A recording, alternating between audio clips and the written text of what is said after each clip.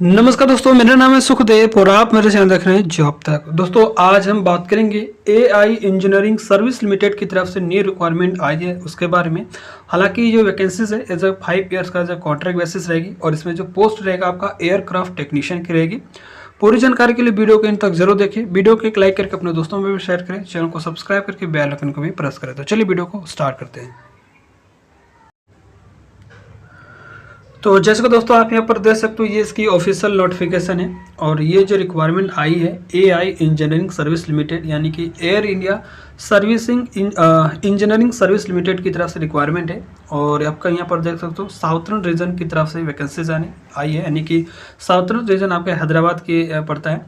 और इसके अंतर्गत आपको जो हैदराबाद, चेन्नई और बेंगलुरु इनमें से कोई भी जगह पर आपको जो है पोस्टिंग रह सकती है। तो आपका साउथ में आपका हैदराबाद, चेन्नई और बेंगलुरु तीनों में से कहीं पर भी आपको पोस्टिंग रह सकती है।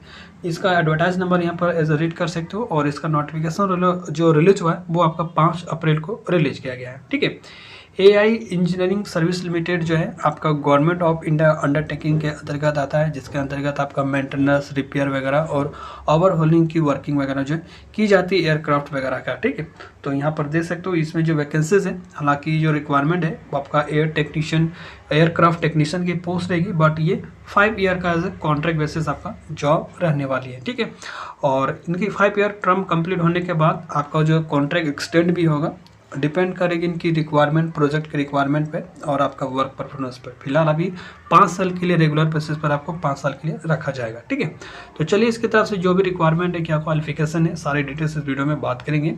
तो यहाँ पर देख सकते हो वैकेंसीज एंड वर्क जो शेड्यूल है, तो इसमें जो है आपको वर्क इंटरव्यू अटेंड करना है। देखिए सबसे पहले अपन नेम और पोस्ट और ट्रेड्स के बारे में बात करेंगे। तो यहाँ पर एयरक्राफ्ट टेक्नीशियन B1 की बात करें तो टोटल इसमें 25 सीटें हैं और इसमें वर्क इंटरव्यू होगा, जिसमें आपका चेन्नई में आपका 25 अप्रैल को होगा और बेंगलुरु में आपको 29 अप्रैल को होगा और हैदराबाद में आपका 2 मई को होगा। तो आप अगर एयरक्राफ्ट टेक्नीशियन B1 जिसमें 25 सीटें हैं, आप उसके लिए अगर वर्क इंटरव्यू जाएंगे तो अगर चेन्नई जाना चाहेंगे तो आपको 25 अप्रैल को अटेंड करना है और आप अगर बेंगलुरु के लिए अप्लाई करेंगे तो आपको 29 अप्रैल को अटेंड करना है और आप अगर हैदराबाद पोस्टिंग के लिए जा रहे हैं तो आपको 2 मई को इंटरव्यू अटेंड करना है। ठीक है, यहाँ पर दिया गया है, आगे मैं आपको बताऊँगा किस जगह पर आपको रिपोर्ट करना है। रिजर्वेशन की बात करें तो जो भी SC ST OBC EWS उनको जो है गवर्नमेंट इंडिया के अंतर्गत वैकेंसीज को रिजर्वेशन मिलेगा, बाकी कैंडिडेट जनरल में आएंगे। दूसरी जो पोस्ट है वो आपका एयरक्राफ्ट टेक्नीशियन B2 की पोस्ट है, इसमें आपका 15 सीटें रहेंगी और रिपोर्टिंग टाइम आपको यहाँ पर सेम ही है। चेन्नई में आपका 25 है, बेंगलुरु में 29 है और आपका हैदराबाद में 2 मई को होगा। रिपोर्टिंग टाइमिंग जो है सुबह 9 बजे से स्टार्ट होगा और 12 बजे तक इसका रिपोर्टिंग टाइम है। उसके बाद आपका इंटरव्यू वगैरह चलेगी, यानी कि 3 घंटे के अंदर ही आपको जो है रिपोर्ट कर लेना, उसके बाद आपका रिपोर्टिंग नहीं होगा। ठीक है, आप यहाँ पर बात करते हैं एज लिमिट के बारे में। तो यहाँ पर देखिए जनरल और EWS कैंडिडेट के लिए 35 साल है, OBC के लिए 38 साल है और SC ST के लिए 40 साल तक दिया गया है।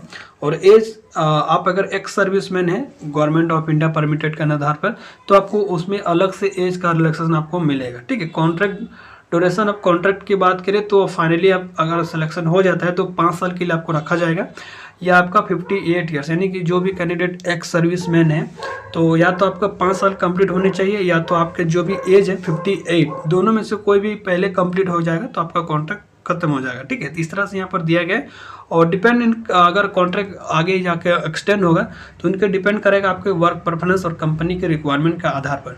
यहाँ पर सैलरी जो रहेगी दोस्तों आपको 27,940 रुपये पर मंथ आपका सैलरी रहेगी, प्लस आपको अदर भी प्रोसेस मिलेगी कंपनी के आधार पर। ठीक है, सिलेक्शन प्रोसेस की बात करें तो सबसे पहले यहाँ पर देखिए वर्क इंटरव्यू जब जाएंगे तो सबसे पहले आपका टेक्निकल के आधार पर आपका स्क्रीनिंग की जाएगी, यानी कि जो भी आपके पास क्वालिफिकेशन, एक्सपीरियंस है, अच्छा परसेंटेज है, उसके आधार पर आपको शॉर्टलिस्ट किया जाएगा, उसी को स्क्रीनिंग बोला जाता है। उसके बाद आपको जो है और थोड़ा बहुत टेक्निकल असाइनमेंट भी करना पड़ेगा, यानी कि इंटरव्यू जो है एग्जाम वगैरह भी आपसे करवाया जाएगा या प्रैक्टिकली काम भी करवाया जाएगा, तो दोनों में से कोई भी हो सकता है।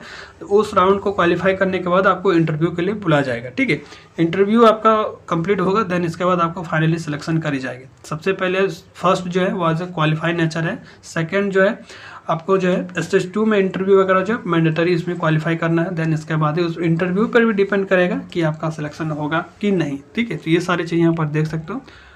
और आपका जो है पोस्टिंग हैदराबाद, बेंगलुरु और चेन्नई तीनों में से कहीं भी रह सकता है। ठीक है, यहाँ पर देख सकते हो। यहाँ पर देखिए सीट दिया गया है साउथर्न रीजन हैदराबाद में है। तो सभी पोस्ट के लिए अलग अलग है। यहाँ पर देखिए सभी पोस्ट के लिए क्वालिफिकेशन क्या क्या होना चाहिए यहाँ पर उन्होंने मेंशन दे रखा है। आप अगर B1 के लिए अप्लाई करेंगे, एयरक्राफ्ट टेक्नीशियन B1 के लिए, तो यहाँ पर देखिए AME डिप्लोमा या सर्टिफिकेट इन एयरक्राफ्ट मेंटेनेंस। ठीक है, एयरक्राफ्ट मेंटेनेंस इंजीनियरिंग। देखिए आपके पास अगर डिप्लोमा है तो भी आप अप्लाई कर सकते हैं, या आपके पास जो है एयरक्राफ्ट मेंटेनेंस इंजीनियरिंग यानी कि AM की सर्टिफिकेट है 2 साल 3 साल का, तो भी आप अप्लाई कर सकते हो।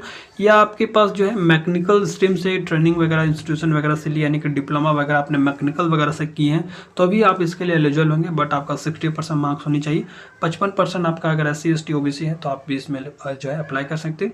और जो कैंडिडेट के पास AME नहीं है और नॉर्मली डिप्लोमा वगैरह कर रखे हैं, तो आपको जो है डिप्लोमा मैकेनिकल से मैकेनिकल या एरोनॉटिकल वगैरह से रहनी चाहिए, और 3 साल का आपके पास डिप्लोमा रहनी चाहिए 60% के साथ। और SC ST है तो आपको 55%, OBC है तो 55%।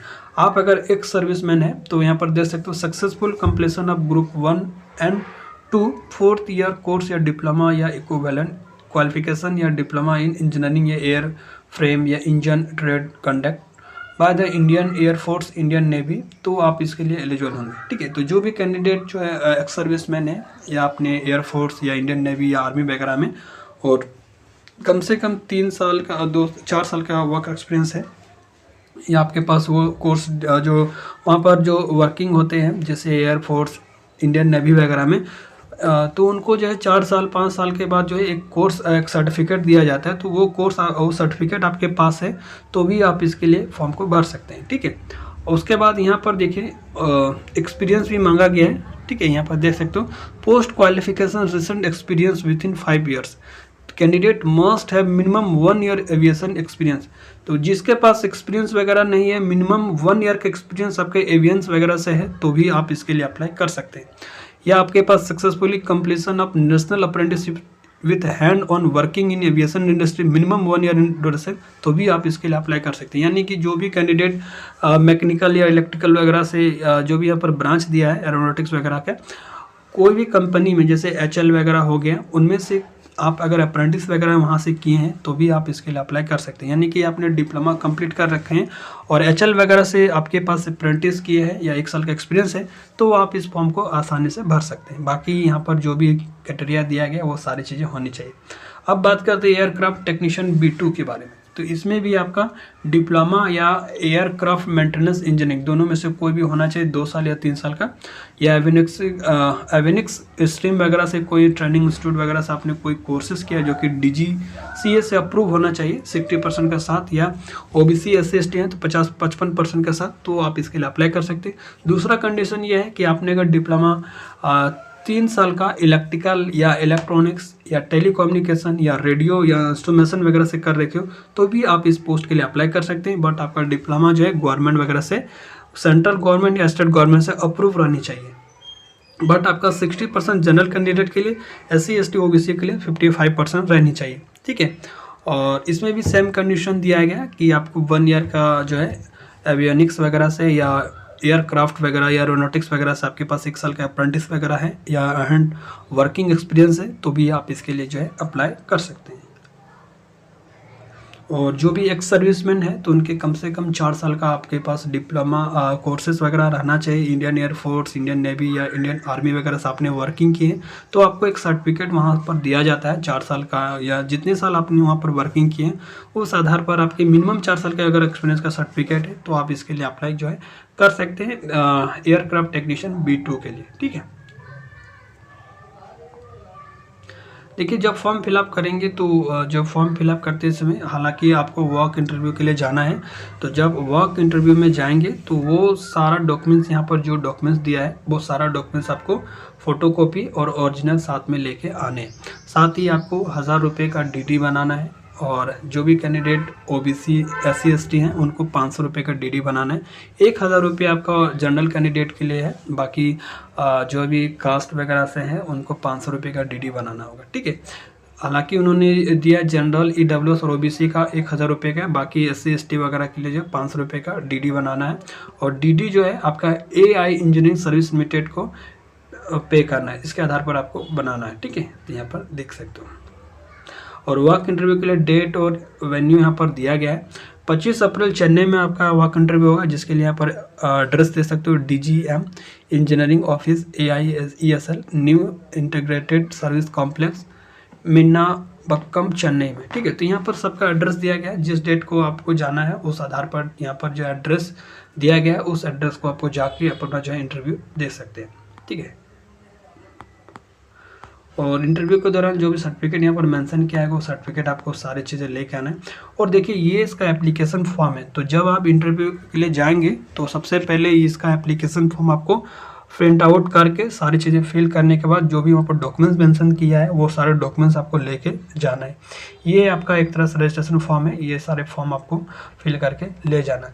इस फॉर्म का लिंक आपको वीडियो के डिस्क्रिप्शन में हमारे टेलीग्राम चैनल का लिंक होगा, उस टेलीग्राम चैनल को ज्वाइन कर लीजिएगा।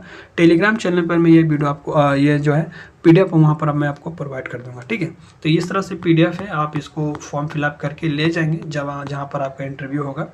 तो इसका जो है फॉर्म है वो आपको टेलीग्राम चैनल पर मिल जाएगा। टेलीग्राम चैनल का लिंक आपको वीडियो के डिस्क्रिप्शन बॉक्स में मेंशन किया गया है। बाकी मिलता है अगले वीडियो में, तब तक के लिए टेक केयर, जय हिंद, वंदे मातरम।